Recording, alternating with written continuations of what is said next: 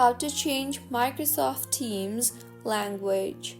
Hello everyone, I am Vishaka and welcome to our channel. Now let's get right into the tutorial. Firstly, go ahead and open Microsoft Teams on your device and make sure you are signed in. And now tap on the three dots on top of your screen beside your profile icon. You will see the settings option there. Tap on that and in the settings page from the left side toolbar, tap on the appearance and accessibility option.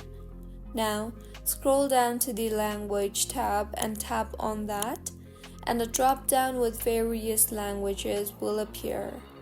Tap on the language you want to change your Microsoft Teams language to, and then tap on the Save and Restart button, and with this your Microsoft Teams will restart. And now, as you can see, my language is changed to Deutsch since I changed my language to Deutsch previously. So this is how you can change Microsoft Teams language. If you find this tutorial helpful, please like the video and do comment if you have any queries. Also, do subscribe to our channel for more helpful tutorials like this. See you on the next one.